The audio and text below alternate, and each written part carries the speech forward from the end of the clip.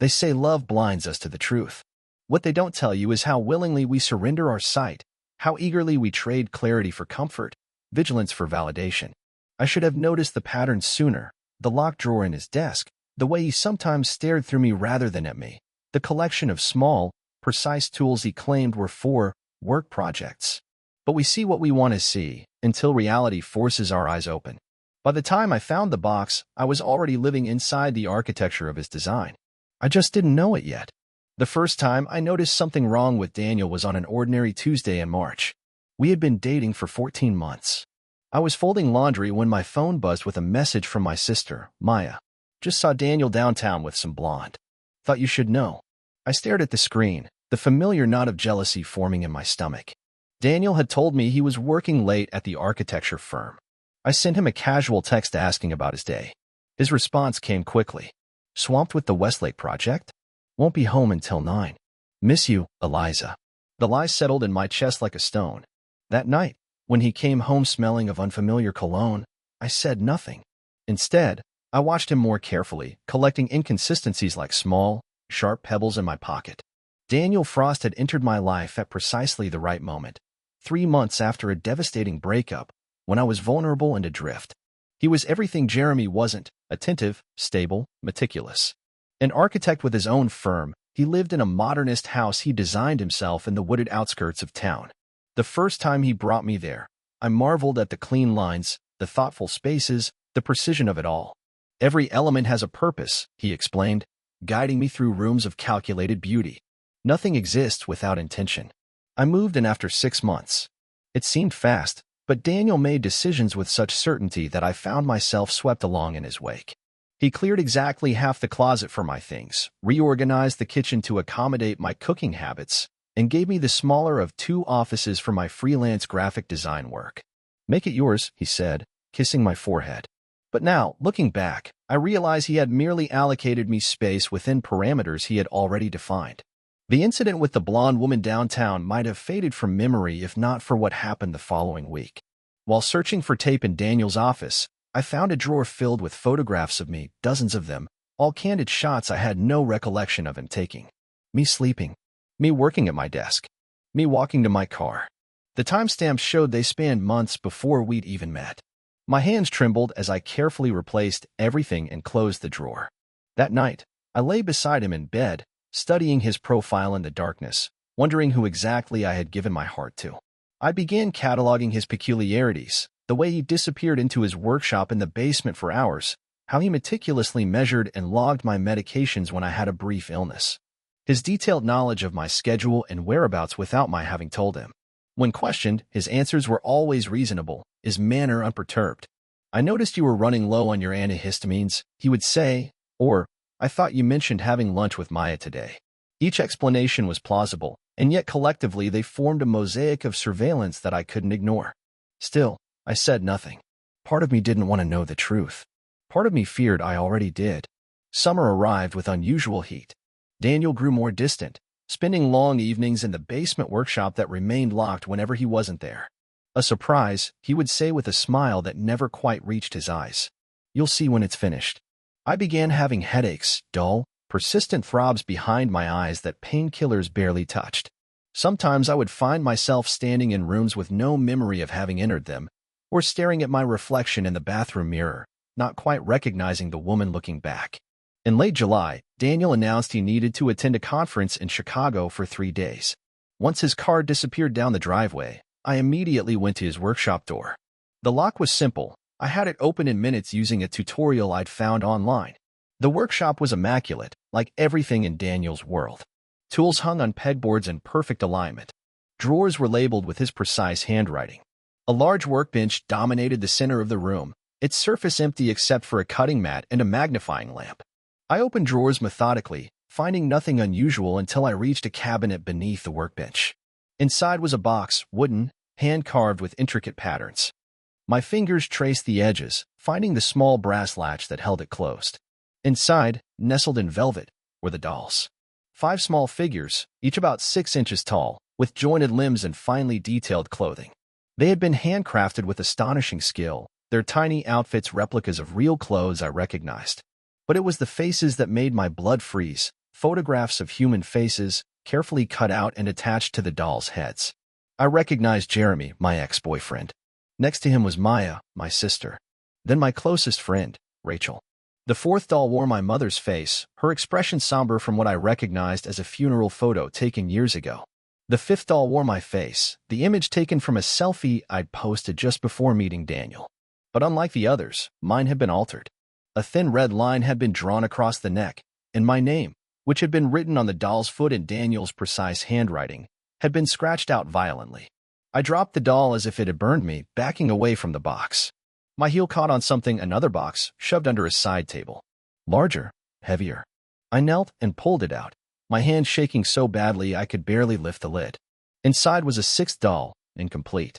It had no face yet, but the body was formed in my exact proportions, down to the small birthmark on the right hip. Beside it lay locks of hair, my hair, and swatches of fabric that matched clothes from my closet. My phone rang, startling me so badly I knocked over the box. Daniel's name illuminated the screen. I silenced it, hastily returning everything to its place, my mind racing with possibilities, each more terrifying than the last. As I closed the workshop door behind me, relocking it exactly as I'd found it, one thought crystallized with terrible clarity: I needed to leave before Daniel returned. I packed only essentials, clothes, toiletries, my laptop, and important documents. As I zipped up my suitcase, my phone buzzed with a text from Daniel. Flight delayed. Coming home tonight instead. Be there around midnight. Don't wait up. Cold panic spread through my chest. It was already 8 p.m.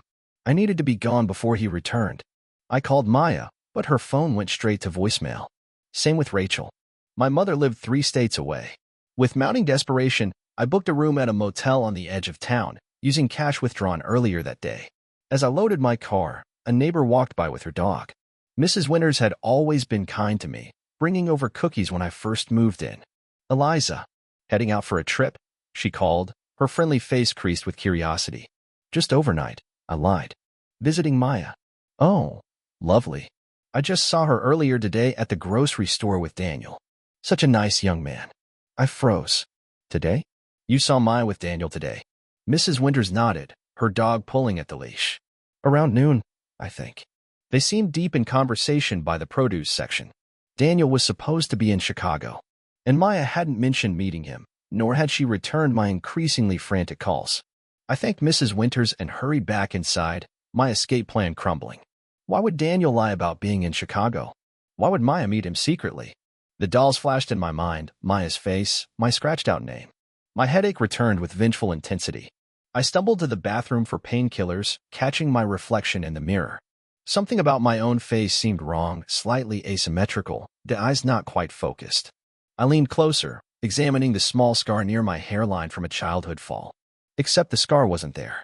I frantically pushed my hair back, searching. The scar that had been with me since I was 8 years old had vanished. My fingers probed the smooth skin, finding no trace of the raised line that should have been there. The room seemed to tilt. I gripped the sink, nausea rising as I stared at this almost me in the mirror. Other small discrepancies began to register, a freckle missing from my collarbone, my left eyebrow slightly straighter than I remembered. A terrible thought began forming, so absurd I tried to dismiss it, yet it persisted, growing stronger as I examined my reflection. What if I wasn't me anymore? What if something had happened to the real Eliza? I needed proof of my identity, something incontrovertible. I dug through my purse for my driver's license, hands shaking so badly I scattered contents across the floor. The photo looked like me, or the me I now appeared to be, but the signature seemed off, slightly more angular than my usual scrawl. My phone rang again. Daniel. I declined the call, but a text followed immediately. I know you went into the workshop, Eliza. We need to talk. I'm coming home now. The walls of the house seemed to contract around me. I grabbed my keys and purse, abandoning the half-packed suitcase, and ran for my car. As I backed out of the driveway, I glimpsed movement in the upstairs window, a figure watching me from our bedroom. But Daniel was supposedly still driving home. I drove aimlessly, thoughts fracturing in all directions. The dolls. The missing scar. Maya meeting Daniel secretly. None of it made sense unless I considered the impossible, that something fundamental about my reality had shifted. Without conscious decision, I found myself driving toward Maya's apartment. My sister had always been my anchor, the one person who knew me better than I knew myself. If anyone could verify who I was, it would be Maya. Her apartment was dark when I arrived, but her car sat in its usual spot. I rang the bell repeatedly, then pounded on the door until a light finally switched on. When the door opened, I nearly collapsed with relief. Eliza? What's wrong? Maya stood in her pajamas, hair tousled from sleep, face creased with concern. I pushed past her into the apartment. Did you see Daniel today? She hesitated, just a microsecond. But enough. No, why would I? Mrs. Winters saw you with him at the grocery store. Maya's expression shifted subtly. Mrs. Winters is confused. I haven't seen Daniel in weeks. You're lying. I stepped closer, searching her face. Maya, I found something in Daniel's workshop. Dolls with our faces on them. Mine had my name scratched out. Something flashed in my sister's eyes. Fear? Pity? She reached for her phone on the side table. Eliza, you're not making sense. Let me call Daniel to come get you. Don't. I grabbed her wrist, harder than I intended. Please, Maya. Something's wrong with me. My scar is gone, the one from when I fell out of the treehouse. Look. I pushed my hair back to show her. Maya stepped away from me, her back against the wall. Eliza, you never fell out of a treehouse. You've never had a scar there. The room seemed to tilt again. What are you talking about? We were 8. Dad had just built the treehouse, and you dared me to climb to the highest branch. Maya was shaking her head, her face pale. That never happened, Eliza. We never had a treehouse. Stop it. My voice rose to a shout. Stop lying. What did Daniel tell you to say? What is happening to me? Maya's phone buzzed. She glanced at it, then back at me with new resolution in her eyes. Eliza, I think you should sit down. Daniel's on his way. He can explain everything better than I can. Explain what? Tears of frustration burned my eyes. You've been unwell, having episodes. Daniel's been trying to help you, but you keep refusing treatment. That's not true. But even as I protested, fragments of memory surfaced, blank periods, moments of confusion, Daniel watching me with concern as I stared vacantly into space. The dolls are part of your therapy, Maya continued softly. Dr. Whitman suggested them, recreating your social connections in tangible form. The scratched-out name represents letting go of your old self to heal. It sounded rehearsed, wrong. Yet doubt crept in, corrosive and cold. What if I was the one who was confused? What if my memories couldn't be trusted? A knock at the door made us both jump. Maya moved to answer it, but I blocked her path. Don't let him in, I pleaded. Please, Maya. If you've ever loved me, this is for your own good, she said, pushing past me. Daniel only wants to help you. As she opened the door, I fled to the bathroom, locking myself inside. Through the door, I heard their voices, low, urgent, conspirators in whatever was happening to me. She's becoming resistant to the treatments, Daniel was saying. We may need to try a more aggressive approach. Is that safe? Maya's voice trembled. The alternative is worse. You've seen how she gets when the delusions take over. I pressed my hands over my ears, unwilling to hear more of their lies. The bathroom window was small but large enough to crawl through. I removed the screen and hoisted myself up, dropping into the bushes below. Pain shot through my ankle as I landed, but adrenaline propelled me forward. I limped to my car, started the engine with shaking hands, and drove away just as Daniel emerged from the building, his face illuminated momentarily in my headlights. I had nowhere to go, no one to trust. The world had become a labyrinth of deception, with Daniel as its architect. Every relationship, every memory now suspect. Was I truly losing my mind, or was something far more sinister at work? As I drove through the night, fragments of memory surfaced and receded like debris in floodwater. Meeting Daniel at a gallery opening, or was it a coffee shop? Moving into his house after 6 months, or was it 3? Maya helping me unpack, or had she objected to the move? My history seemed written on water, fluid and changeable. Only one thing remained solid: the dolls existed. I had held them in my hands, felt their weight and wrongness. Whatever else might be illusion, they were real. I drove to the only place I could think of, the 24-hour diner where Rachel worked night shifts. Rachel, whose face had been on one of the dolls. If Maya couldn't be trusted, perhaps my oldest friend could help make sense of what was happening. The diner was nearly empty when I arrived, just 2 truckers at the counter and a teenager nursing a coffee in a corner booth. I scanned the room for Rachel's familiar red hair, but didn't see her. A waitress I didn't recognize approached. Can I help you? I'm looking for Rachel Morgan. She works the night shift here. The waitress frowned. No, Rachel works here. Han, you sure you got the right place? She's been here for 3 years. Red hair, Green eyes? Sleeve tattoo? Sorry, doesn't ring a bell. Want to see a menu while you decide what you want? I ordered coffee I didn't want, fighting the vertigo of disconnection. Rachel had worked here since college. We'd spent countless nights in this very diner, her bringing me free pie after bad dates, me keeping her company during slow shifts. I pulled out my phone to call her, only to find her contact missing from my phone. Frantically, I searched social media, no Rachel Morgan among my friends or followers. Her profile, which I had viewed just days earlier, seemed to have vanished completely. As I scrolled through my photo albums, another shock awaited. Pictures with Rachel had been altered. Where she should have stood beside me at graduation, at my birthday party, at the beach last summer, now other friends appeared, or I stood alone. Reality was being edited around me, memories rewritten, connections erased.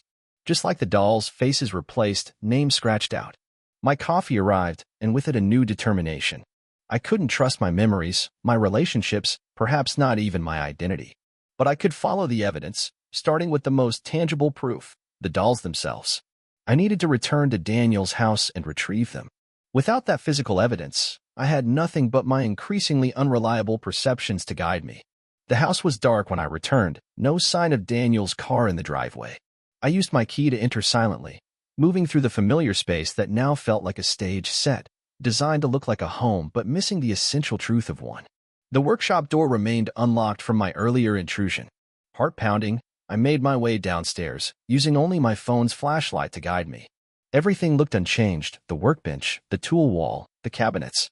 I knelt and opened the cabinet where I'd found the box of dolls. It was empty. Panic rose in my throat as I searched the entire workshop, opening every drawer, checking every shelf. No wooden box. No dolls. Even the second box with the unfinished doll had vanished. Had I imagined them? No, the memory was too vivid, too detailed. Daniel had removed them after discovering my intrusion. But why? What purpose did they serve? Maya's explanation about therapy dolls was absurd. No legitimate treatment would involve such macabre creations. As I turned to leave, my flashlight beam caught something on the workbench, a thin leather notebook I hadn't noticed before. Daniel's journal. I grabbed it, hearing distant sounds of a car approaching. I barely made it upstairs and out the back door before headlights swept the front of the house. Crouching behind the garden shed, I watched Daniel emerge from his car, accompanied by Maya and a man I didn't recognize, tall, gray-haired, wearing a doctor's white coat despite the late hour. They entered the house without speaking.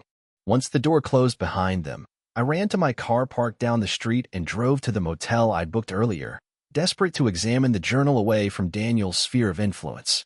The motel room was sparse and anonymous, perfect for a woman who no longer trusted her own identity. I locked the door, pushed a chair against it for good measure, and sat on the bed with Daniel's journal. The first pages contained architectural notes and sketches, ordinary, exactly what one would expect from him. But as I continued, the content shifted. Detailed observations about human behavior, notes on memory formation and cognitive dissonance, experiments with something called identity transference.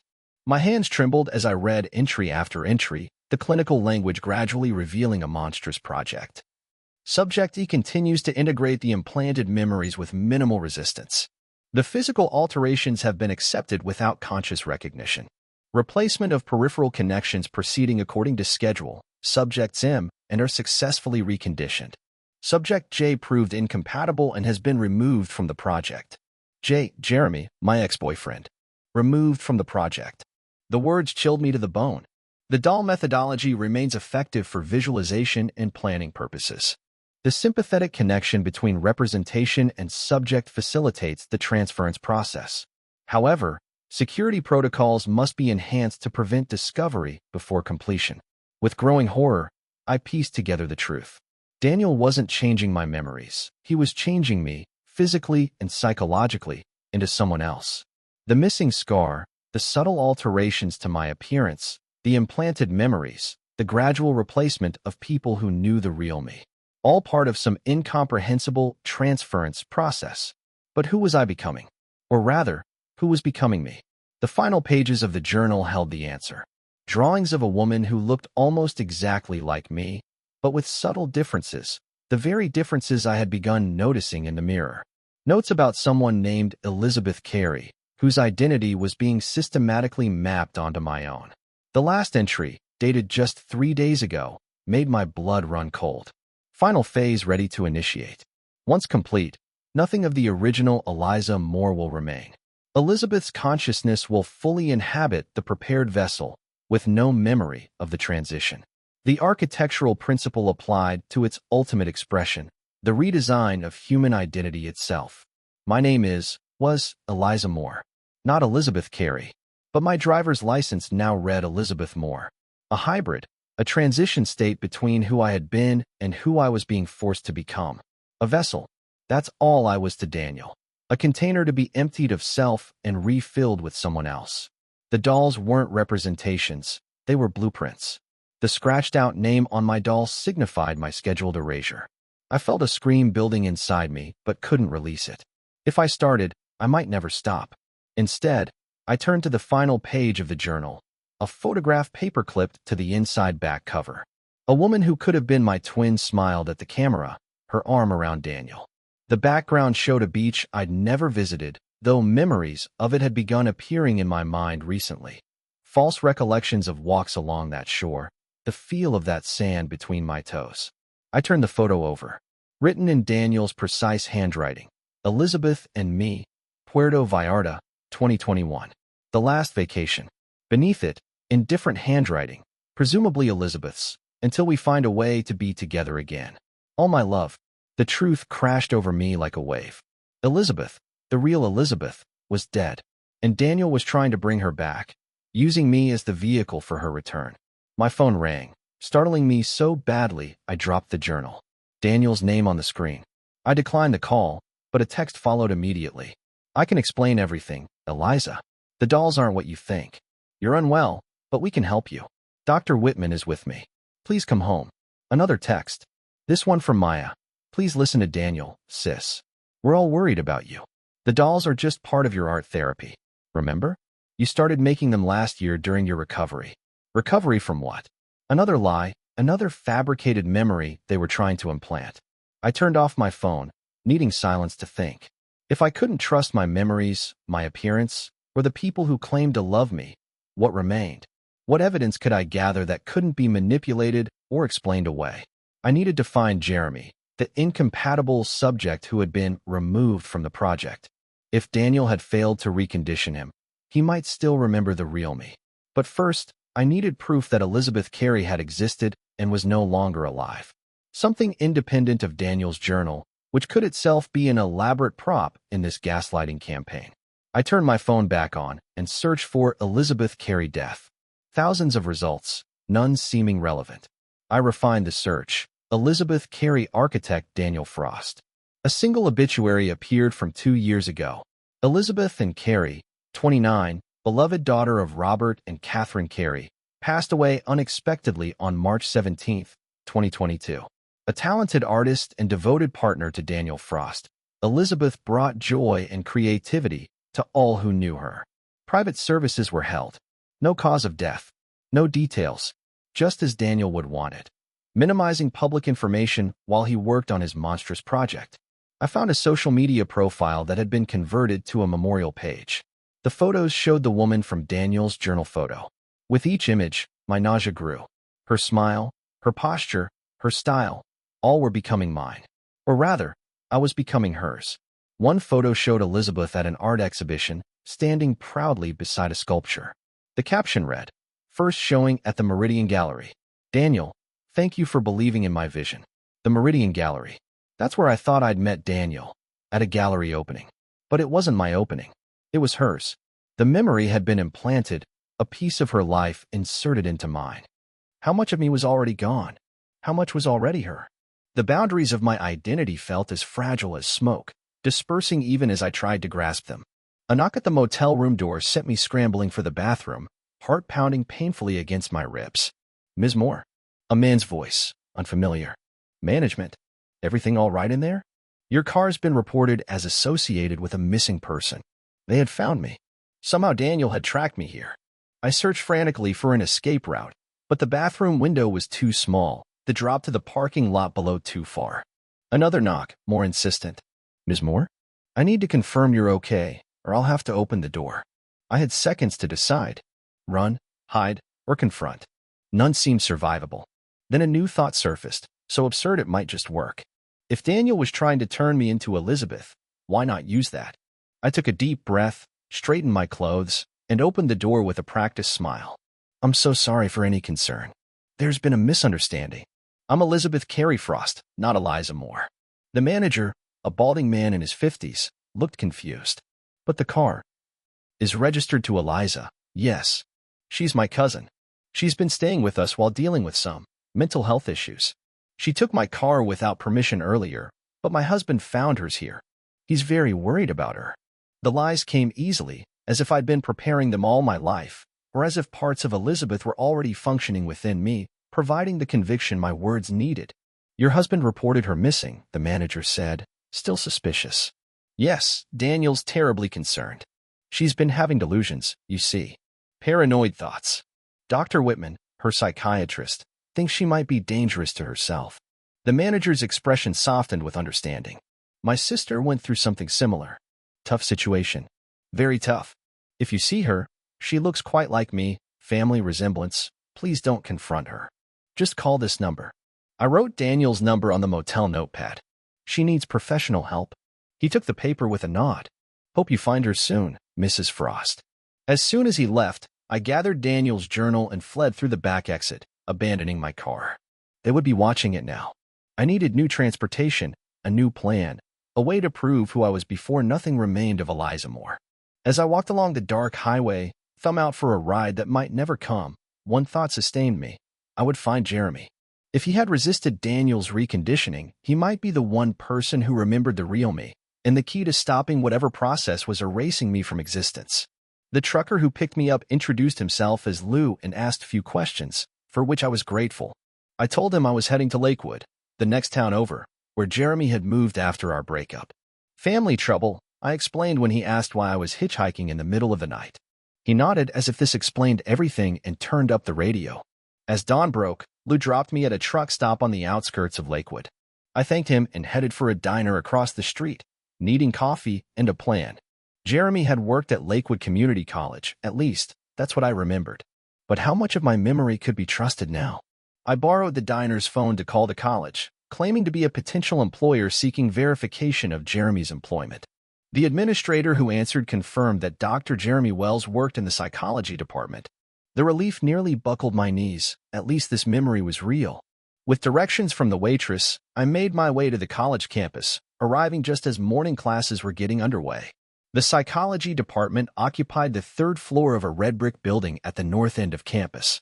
Jeremy's name was on one of the faculty office doors, alongside posted office hours, October 12th, Monday, and Wednesday. Today was Wednesday. I had only to wait. I sat on a bench in the hallway, rehearsing what to say, how to explain the inexplicable. At 9:55, a familiar figure appeared at the end of the hall, and my heart stuttered in my chest. Jeremy looked almost exactly as I remembered him, tall, slightly stooped, with wire-rimmed glasses and a perpetually distracted air. But there were differences too. A new scar along his jawline, a pronounced limp that hadn't been there before. I stood as he approached his office, his eyes fixed on a stack of papers in his hands. When he looked up and saw me, the papers scattered to the floor. Eliza. His voice was a hoarse whisper.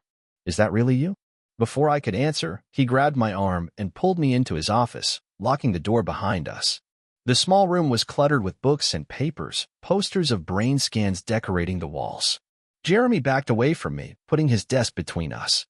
What do you want? Did he send you? No one sent me. Jeremy, I need your help.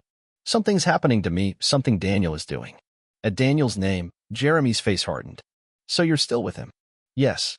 No. It's complicated. I took a deep breath. Jeremy, do you remember dating me? He stared as if I'd asked if he remembered breathing.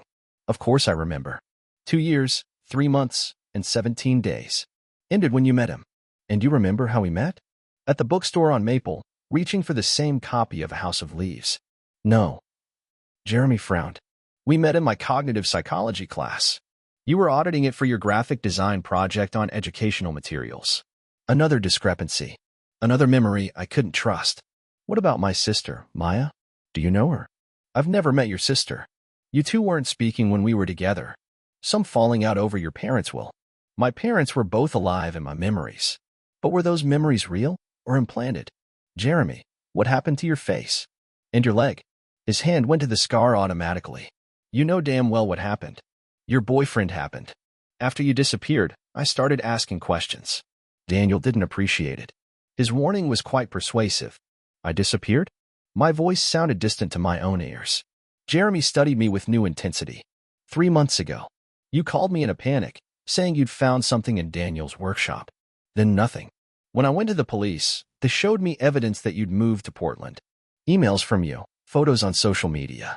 But I never believed it. It wasn't me, I whispered. I've been living with Daniel all this time, but something's wrong. My memories don't match reality. My appearance is changing. And I found these dolls in his workshop. Dolls with faces glued on them? Jeremy interrupted, his expression darkening. One of them with the name scratched out? I nodded, a chill running through me. You've seen them? No, but you described them to me. In your last phone call. You said Daniel was using them for some kind of project. Something about transference or transferal. I couldn't understand most of it. You were going to bring them to me as proof, but you never showed up. And then you went looking for me. Jeremy gestured to his injured leg and found Daniel instead. He explained that you were having a psychotic break, that the dolls were part of your art therapy during your recovery from a nervous breakdown I apparently knew nothing about. He was very convincing. The police believed him. He's telling people the same thing now. I pulled out the journal. But it's all documented here. He's not treating me. He's replacing me with someone named Elizabeth Carey. Jeremy's face went ashen. Let me see that. He read in silence, his expression growing more horrified with each page. When he finished, he looked up at me with new recognition in his eyes. You're not Eliza anymore, are you? Not completely. The question struck me like a physical blow.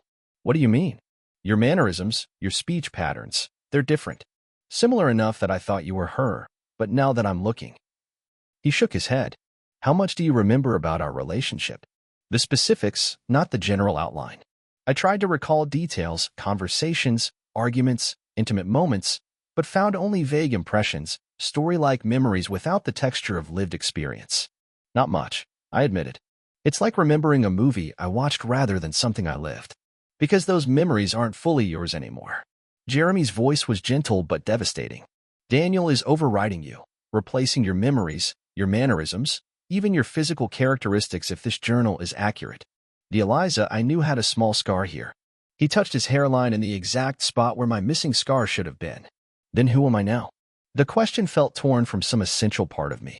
A composite, I think. Part Eliza Moore, part Elizabeth Carey, with the balance shifting toward Elizabeth. The question is why? Why go to these lengths? Because she's dead. I showed him the obituary on my phone. Daniel loved her, and he's trying to bring her back. Through me. Jeremy studied the obituary, his academic mind visibly working through the implications. This is beyond unethical. It's monstrous. He's essentially murdering you inch by inch, replacing you with someone else. But how is this even possible? I pressed my palms against my temples, trying to contain the fragments of my splintering identity. People can't just be overwritten. Actually, Jeremy moved to his bookshelf, pulling out a heavy academic volume. There's been theoretical work on memory implantation, cognitive restructuring, even physical modifications through targeted hormones and subtle surgeries. Separately, they're legitimate fields of study, combined with purpose. He shook his head. Daniel must be brilliant. Disturbed, but brilliant. I need to stop this before there's nothing left of me. My voice sounded strange in my ears, the cadence slightly off, the pitch not quite right. Was I already speaking with Elizabeth's voice? But how? Daniel has Maya convinced I'm delusional. The police won't help. I don't even know how much time I have left. Jeremy was quiet for a long moment, thinking. We need evidence that can't be explained away. And we need to understand exactly how he's doing this. He gestured to the journal. This helps, but it's not enough. We need to find the dolls. They're gone. He removed them from the workshop. Then we need to find where he's keeping them now. And we need to document your current state, establish a baseline of your remaining identity before more of it disappears. The plan took shape quickly. Jeremy would use his academic resources to document my current physical and psychological state, creating a record that couldn't be altered. Meanwhile, we would search for the dolls and any other evidence of Daniel's experiment. You can't go back to his house, Jeremy insisted. It's too dangerous. He's already looking for you, and the more time you spend around him, the more opportunity he has to continue the process. But the dolls? I'll go. He won't be expecting me. I'm just the ex-boyfriend he already intimidated into silence. I wanted to argue, but exhaustion crashed over me suddenly, a bone-deep fatigue that made even standing difficult. Jeremy caught me as I swayed. When did you last sleep? He asked, concerned. I couldn't remember. The past 24 hours had blended into a continuous nightmare.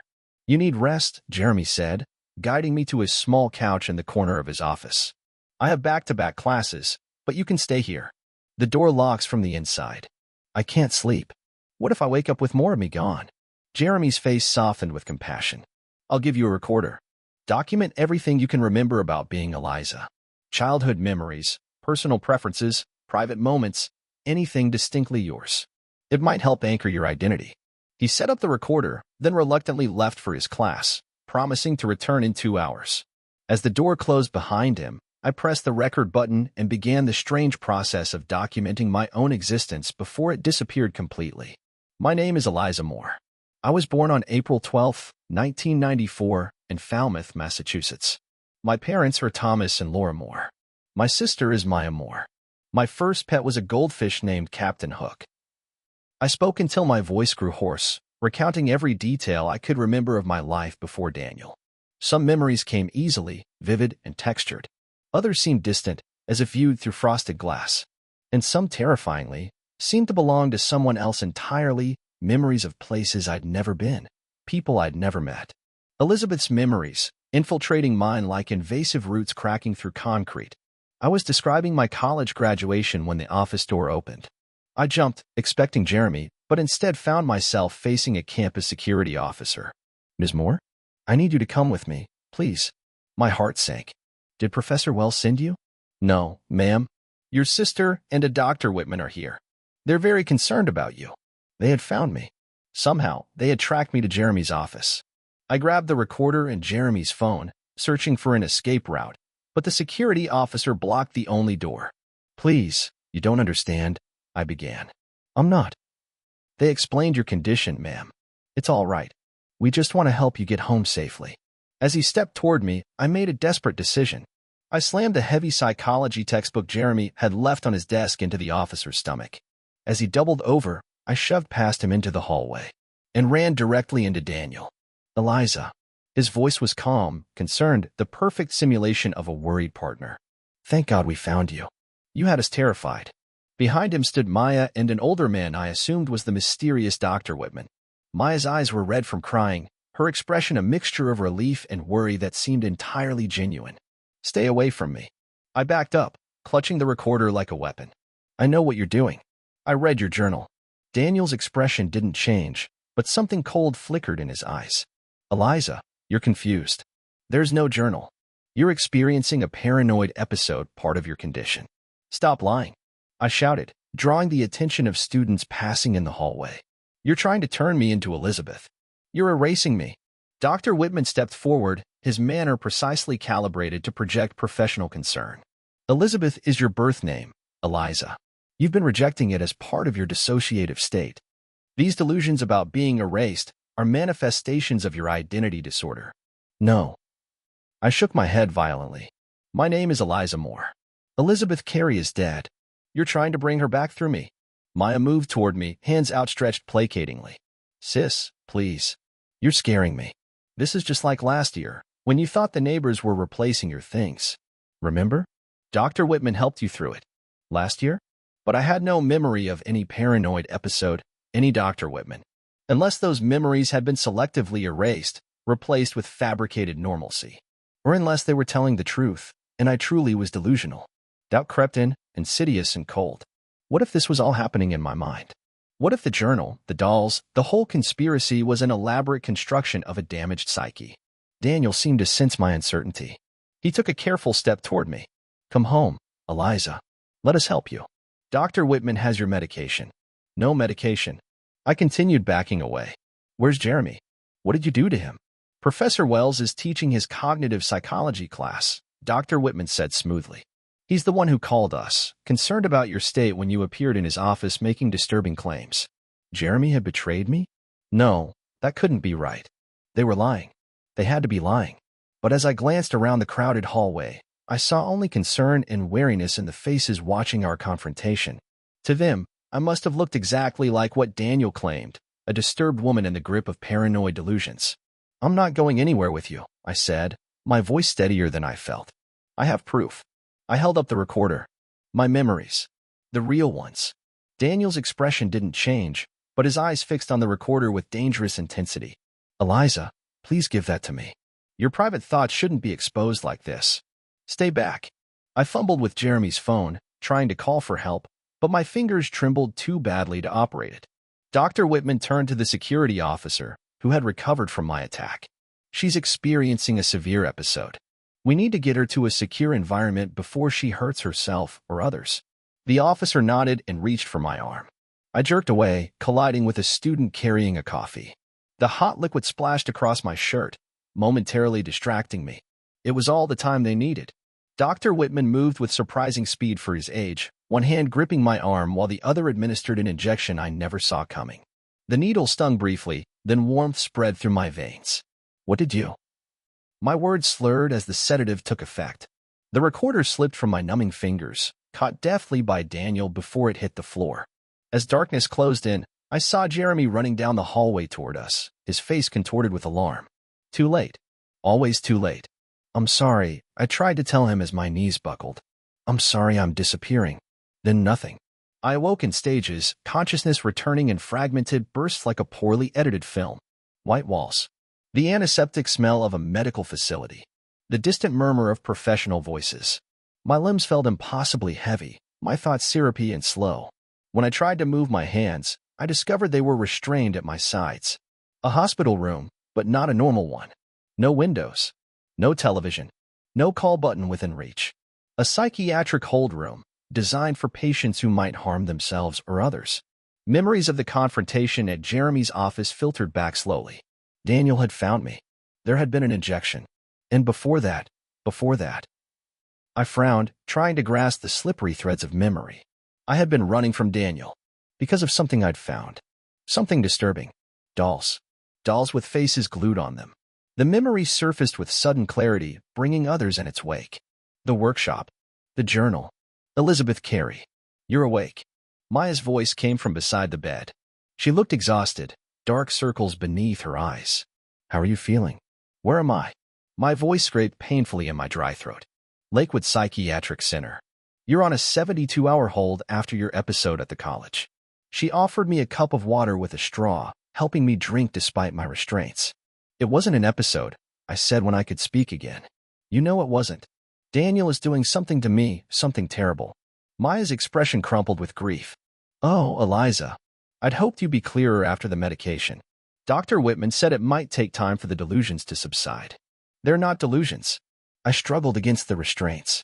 "Maya, please. You're my sister. You've known me my whole life. Look at me. Really look. Don't I seem different to you? Isn't there something wrong with my face, my voice? The only thing wrong is that you're suffering." Maya took my hand, her touch gentle despite the clinical setting. "You've been through so much, and now the paranoia is back. But we're going to help you through it, just like last time." Last time. Again, that reference to a previous psychotic break I had no memory of. "Tell me about last time," I said carefully. "When did it happen?" "About a year ago. You started believing people were replacing your belongings with identical copies. Then you became convinced Daniel was trying to change your appearance through your food and skincare products. Dr. Whitman diagnosed you with Capra syndrome, a delusion that familiar people or things have been replaced by exact duplicates. The explanation was perfectly reasonable. Terrifyingly reasonable. It aligned precisely with my current fears, making them seem like a recurrence of a documented psychiatric condition rather than a response to actual events. "And how did I recover?" I asked, buying time to think. "Medication. Therapy with Dr. Whitman. Daniel was incredibly supportive. He even converted part of the basement into an art studio for you, as a healthy creative outlet. The workshop, where I'd found the dolls. Did I make dolls during my recovery? Dolls with faces glued on them." Maya hesitated, then nodded. "Dr. Whitman suggested it as part of your therapy, creating physical representations of the people in your life to reinforce their reality. It seemed to help for a while. Everything had an explanation.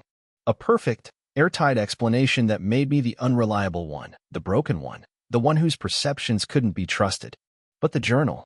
The journal had confirmed everything: Daniel's experiments, the identity transference, Elizabeth Carey. Where was it now? Undoubtedly confiscated when I was sedated, along with the recorder containing my desperate attempt to preserve my identity. I need to see Jeremy, I said, changing tactics. Professor Wells. Maya's expression turned wary. That's not a good idea right now. Your fixation on him is part of the delusion pattern.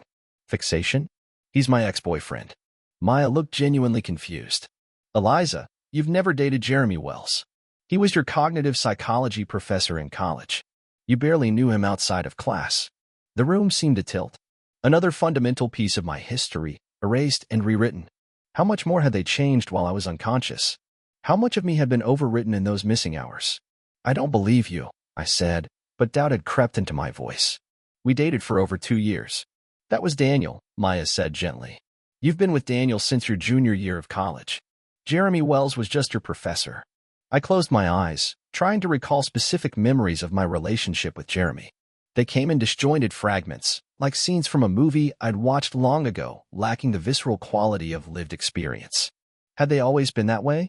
Or was I losing them even as I tried to hold on? The door opened, and Daniel entered with Dr. Whitman. My heart rate spiked instantly, registered on the monitor beside my bed. Easy, Elizabeth, Dr. Whitman said, checking my vitals. Your blood pressure is already elevated. Try to stay calm. Elizabeth. He had called me Elizabeth. My name is Eliza, I said through clenched teeth. Eliza Moore. Dr. Whitman and Daniel exchanged a meaningful glance. Your birth certificate says Elizabeth Moore, the doctor said carefully. You've preferred Eliza as a nickname since childhood, which is perfectly fine. Identity is complex, especially in cases like yours. Cases like mine? I repeated. Dissociative identity disorder with psychotic features, he said, making a note on my chart. You've been experiencing increasingly severe episodes over the past 2 years, with a marked deterioration in the past 6 months. That's not true. But even as I protested, I felt uncertainty growing. What if they were right? What if the conspiracy I'd constructed was merely the architecture of my broken mind? Daniel took the chair beside my bed, his expression a perfect mask of loving concern. We're going to help you through this, Elizabeth. Dr. Whitman has recommended a new treatment approach that's shown promising results in cases similar to yours. What kind of treatment? Alarm bells rang in my mind. It's called integrated neural restructuring, Dr. Whitman explained. A combination of targeted medication, cognitive behavioral therapy, and controlled memory reconsolidation. It helps patients integrate fragmented aspects of their identity into a cohesive whole. It sounded reasonable, clinical, legitimate.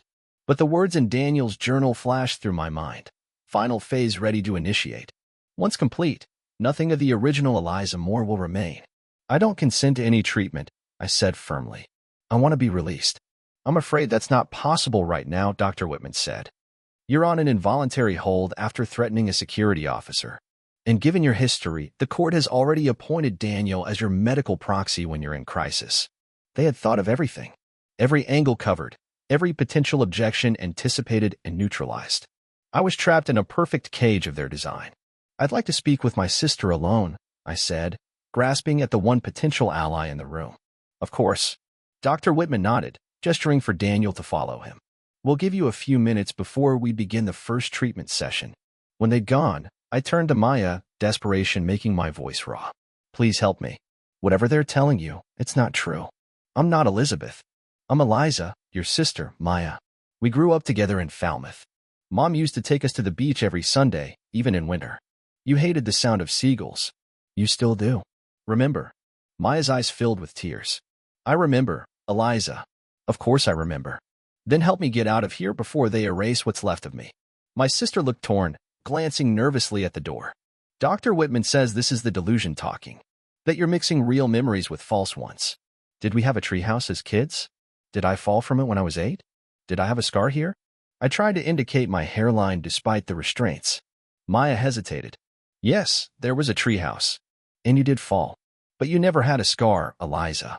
The fall wasn't that bad. I did have a scar, I insisted. It disappeared recently. Daniel is changing me physically, not just mentally. Look at my face. Really look. Don't I seem different to you? Maya studied me, confusion clouding her features. You look tired. Stressed. But you're still my sister. The dolls, Maya. You know about the dolls, don't you? The ones with our faces? Mine with the name scratched out. At this, Maya's expression changed subtly, a flash of something like recognition quickly suppressed. The dolls were your art therapy project? You made them yourself. I didn't make them. Daniel did. They're not therapy tools. They're something else. Something terrible. I lowered my voice. Did Daniel tell you Elizabeth Carey is dead? Maya went very still. Who? Elizabeth Carey. Daniel's girlfriend before me. She died 2 years ago. Daniel is trying to bring her back, through me. My sister's face had gone pale. This is exactly what Dr. Whitman described. The elaborate paranoid structures, the incorporation of random elements into the delusion. It's not random. Look her up. Elizabeth and Carey died March 17, 2022. She was an artist. She looked just like me, or I'm starting to look just like her. Please, Maya. Just check. Before Maya could respond, the door opened again. Dr. Whitman entered with a nurse who carried a tray of medication. Time for your treatment, Elizabeth, the doctor said. This will help stabilize your neurotransmitter levels while we begin the cognitive work. The nurse approached with a syringe. I thrashed against the restraints, panic overwhelming me. Don't let them do this, I begged Maya. Please. Look up Elizabeth Carey. Just check. To my surprise, Maya stood. I'd like to stay for the treatment, Dr. Whitman. To support my sister. The doctor hesitated, then nodded. Of course. Family support is important. As the nurse prepared my arm for the injection, I locked eyes with Maya, silently pleading. She gave an almost imperceptible nod, so slight I might have imagined it, then took out her phone and began typing. This will make you drowsy, the nurse explained as she administered the injection. But you'll remain conscious for the therapy session. Whatever they had given me worked quickly. The room softened around the edges, sounds becoming slightly muffled. Dr. Whitman pulled up a chair on the opposite side of the bed from Maya. We're going to work on identity integration today, he said, his voice seeming to come from far away. I'll guide you through some memories, both accurate and distorted, to help you recognize the patterns of your dissociation. He began asking questions about my childhood, my college years, my relationship with Daniel. Each answer I gave was met with gentle correction if it didn't match their preferred narrative. No, I hadn't met Daniel at a gallery opening. We'd met in college. No, I hadn't moved in with him 6 months ago. We'd been living together for nearly 3 years. No, I hadn't dated Jeremy Wells. He'd merely been my professor. Through the haze of medication, I tried to hold on to what I knew was true, but the boundaries were blurring.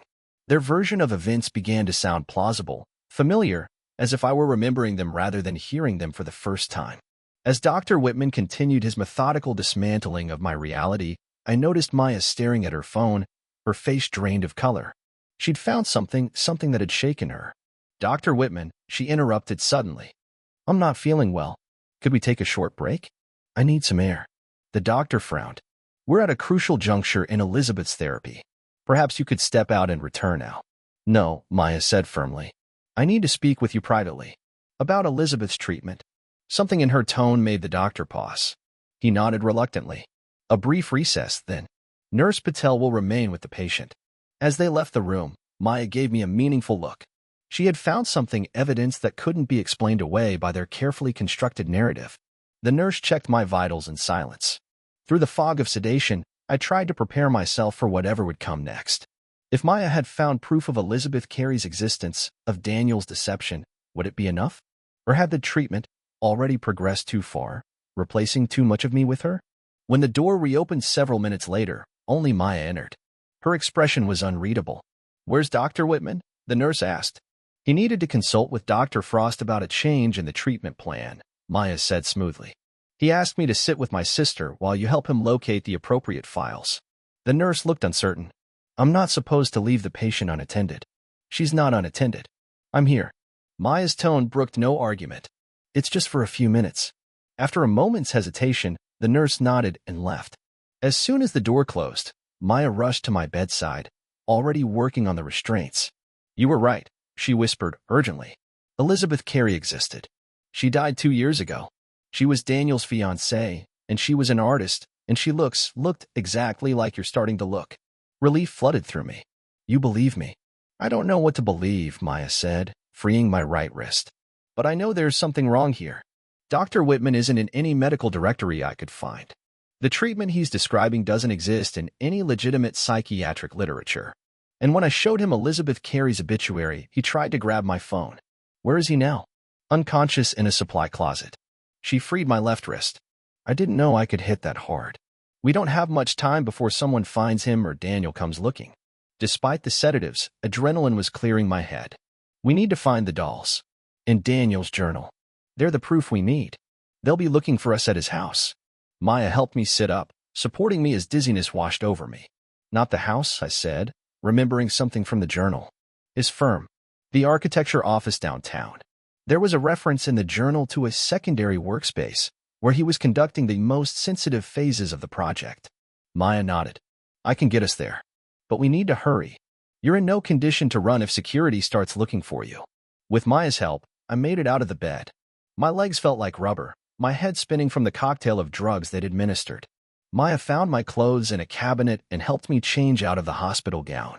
How did you get them to let you stay? I asked as she helped me toward the door. When you mentioned the treehouse, I remembered something. The day you fell, I dared you to climb higher. Mom was furious with me. She banned me from the treehouse for a month. It's one of my clearest childhood memories. She peeked into the hallway to ensure it was clear. But Daniel once told me a different version, that you fell while playing alone, that there never was a dare. It seemed like such a small thing at the time. I figured my memory was wrong. He's been reconditioning everyone around me, I said, gradually altering their memories to align with his narrative. I don't understand how that's possible. I don't either. But we'll find answers at his office. The hall was empty. Maya guided me toward a service elevator at the end of the corridor, away from the nurse's station. We made it inside without being seen, descending to the ground floor. Rather than risking the main lobby, Maya led us through a service area and out a back entrance used for deliveries. Her car was parked in the visitor lot. The effort of walking had exhausted me, the sedatives still heavy in my system. I slumped into the passenger seat as Maya started the engine. Stay with me, Eliza, she said, squeezing my hand. We're going to fix this. We're going to get you back. But as we drove toward downtown and Daniel's architecture firm, a new fear took hold. What if there wasn't enough of me left to get back? What if the process had already gone too far? I caught my reflection in the side mirror, a face both familiar and strange, features subtly altered, expression not quite my own. Somewhere behind those eyes, Elizabeth Carey was emerging, awakening from her death through the borrowed vessel of my body. And somewhere within the same body, Eliza Moore was fading like a photograph left too long in sunlight, edges blurring, colors leaching away, until soon nothing would remain but the ghost of who I had been. Daniel's architecture firm occupied the top floor of a renovated industrial building downtown. Frost Designs was known for innovative, minimalist structures that blended seamlessly with their environments. Buildings that seemed to have grown organically from their surroundings rather than being imposed upon them. Like Daniel's experiment with me, I thought bitterly. A new identity growing from the substrate of my own, until the original disappeared entirely beneath the replacement. By the time we reached the building, night had fallen. The main entrance would be locked, but Maya remembered Daniel mentioning a service entrance with a keypad. He uses the same code for everything, she said as we approached the rear of the building. Your birthday, April 12th, 94. The irony wasn't lost on me. Even as he worked to erase me, he used my birth date as his security code. The keypad accepted the numbers with a soft beep, and the door unlocked. We slipped inside, finding ourselves in a utility corridor that led to a service elevator. His office is on the 5th floor, I said, trying to ignore the growing heaviness in my limbs as the sedatives reasserted their hold. The firm takes up the whole top level. The elevator required another code, the same one worked, and carried us upward in silence. When the doors opened, we stepped into the darkened reception area of Frost Designs. Moonlight filtered through floor-to-ceiling windows, illuminating models of Daniel's buildings displayed on pedestals like sculptures in a gallery. Where would his secondary workspace be? Maya whispered, helping me stay upright. I tried to recall what little I knew of the office layout. He has a private office and design studio separate from the main workspace. Behind that, there's a materials library and model shop where they build the architectural models. We moved cautiously through the main office area, past drafting tables and computer workstations. A glass door at the far end led to Daniel's private domain, a spacious corner office with views of the city, adjoined by a design studio filled with drawing boards, reference materials, and digital rendering equipment. Nothing seemed out of place or suspicious, just the expected workspace of a successful architect. The model shop, I murmured, pointing to another door. It would need special ventilation tools. The model shop was locked with yet another keypad. Again, my birthday granted us access. Inside was a well-equipped workshop for creating architectural models, precision cutting tools, adhesives, miniature materials, small power equipment. At first glance, it appeared to be exactly what it claimed to be. But as Maya helped me examine the space more closely, we discovered an anomaly, a section of wall that didn't quite align with the building's structural logic. There, I said, pointing to a nearly invisible seam. Architects hate wasted space. There's something behind that wall. We searched for a mechanism to open it, finding nothing obvious. Then I remembered something from the journal, a reference to symmetrical initiation points for accessing the secure area. Try pressing these two spots simultaneously, I said, indicating identical locations on opposite ends of the wall section. Daniel loves bilateral symmetry. Maya positioned herself at one end while I took the other. We pressed firmly on the unmarked wall, and with a soft click, a section swung inward, revealing a hidden room beyond. The space we entered was like nothing I had expected. Not the clinical laboratory I had imagined, but something far more disturbing. A shrine. An obsession given physical form. The walls were covered with photographs of Elizabeth Carey, hundreds of them, documenting her life from childhood through to adulthood. Interspersed among them were newer photos of me, arranged in matching pairs to highlight similarities in our appearance, expressions, postures. A large workstation dominated the center of the room, equipped with multiple computer monitors and specialized equipment I couldn't identify. One screen displayed what appeared to be brain scans, before and after images labeled with our names. Glass-fronted cabinets lined one wall, containing medical supplies, pharmaceutical bottles, and scientific equipment. Another held clothing, identical items in two sizes, one labeled EC and the other EM. But most disturbing was the far corner of the room, where a hospital bed stood equipped with restraints and monitoring equipment. Above it hung a large photograph of Elizabeth, smiling radiantly at the camera, the template for what I was becoming. My God, Maya whispered, taking it all in. This is insane, I finished for her. This is insanity made manifest. We moved deeper into the room, documenting everything with Maya's phone camera.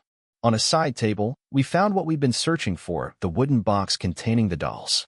All 6 were there, including the unfinished one that had been created with my exact proportions. Maya picked up the one with my face, examining the red line drawn across the neck, the scratched-out name. What does this mean?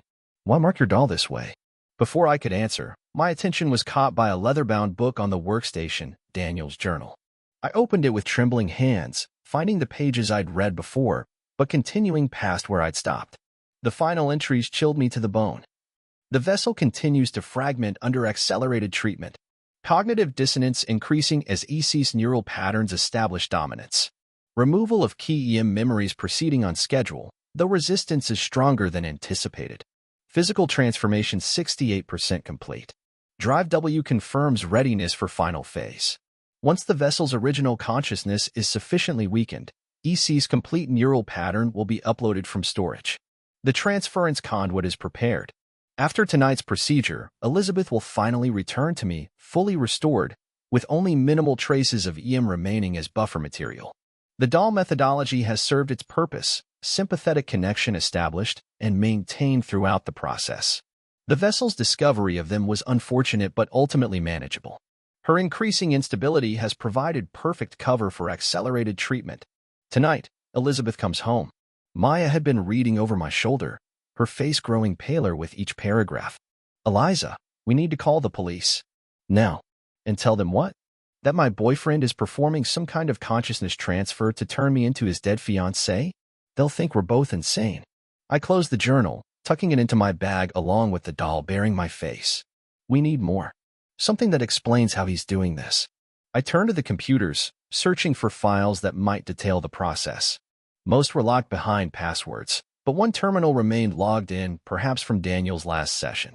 I clicked through folders labeled with clinical terminology, finding one named Transference Protocol. Inside were detailed notes on the process, a horrifying blend of cutting-edge neuroscience, experimental pharmaceuticals, psychological manipulation, and technologies I couldn't begin to comprehend. Apparently, before her death, Elizabeth had undergone extensive brain mapping, creating a complete neural pattern that could be stored digitally. Daniel had spent the 2 years since her death perfecting a method to transfer that pattern into a living host, me. The physical alterations had been accomplished through targeted hormones, micronutrients, and compounds introduced through my food, skincare products, and medications. The psychological reconditioning involved drugs to make me susceptible to suggestion, hypnotherapy during sleep, and the gradual replacement of my social connections with people who would reinforce the new narrative. But the final phase required direct neural interface, a procedure that would complete the transfer by essentially overriding what remained of my consciousness with Elizabeth's stored neural pattern. The bed, I said, suddenly understanding. The equipment. It's for the final procedure. Tonight. We need to leave, Maya urged. Now. We have enough evidence. As if on cue, we heard the elevator chime from the reception area. Someone's here, Maya whispered, pulling me toward the hidden door. We need to hide. But before we could reach it, the lights in the secret room flicked on. Daniel stood in the doorway, Dr. Whitman behind him. Both men looked remarkably composed despite the circumstances. Elizabeth, Daniel said softly, his voice lined with false affection. I was afraid you wouldn't come home. Maya stepped in front of me protectively, holding her phone like a weapon, its screen still glowing with photos and documents. We know everything, Daniel, she said.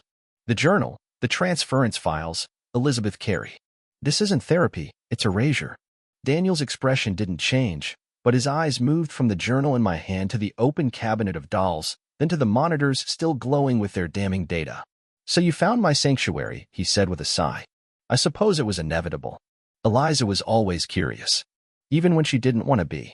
I'm not Elizabeth, I said, my voice trembling with fury. And I'm not your vessel. Dr. Whitman stepped forward. She's unstable. We need to sedate her before she harms herself or someone else. Maya backed us toward the door, eyes darting around the room.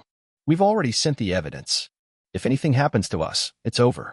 Daniel's calm cracked, a fissure, small but unmistakable. You think the police will understand this? That they'll read those notes and see a monster instead of a grieving man trying to bring back the woman he loved? You're not bringing anyone back, I said. You're destroying people to build a ghost. He took another step forward, and Maya slipped a small canister from her bag, pepper spray. Don't, she warned. I'll use it. Daniel raised his hands, almost amused. You think I'd risk harming either of you now? No, Eliza. You're too important. Something in his voice changed. A quiet certainty. I turned to the wall of screens just as one camera feed switched, showing a dark hallway, and then, flashing lights. Red and blue. I called them, Maya whispered. Before we came in here. Sirens. Doors slamming.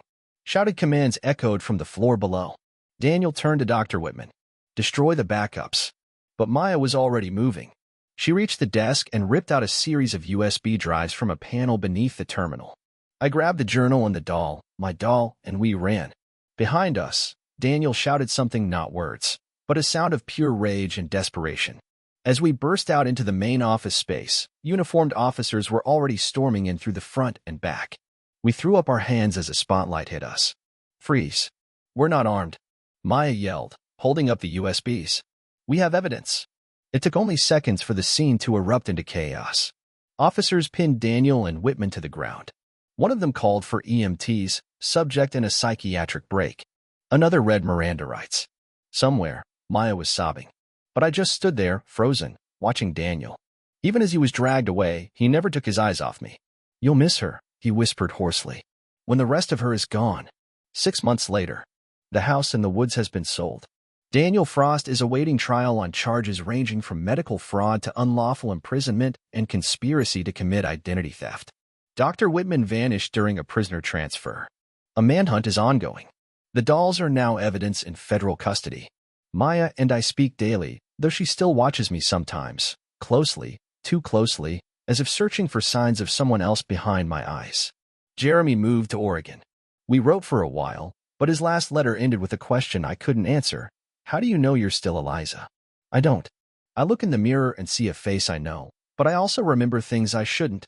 A white sand beach in Puerto Vallarta, a sculpture exhibit at Meridian Gallery, a love letter signed with initials that aren't mine. Sometimes I wake up whispering the name Daniel, and I don't know if it's fear or longing. There's a hollow space inside me. A room with no walls, no doors, just echoes. I speak into it, hoping to hear myself answer. Hoping I still exist somewhere in the architecture of my own mind. But I've learned something important. Identity isn't fixed. It's not just a name, or a face, or even a memory. It's a choice. And every day, I choose to be Eliza Moore. No matter who else still lives inside me.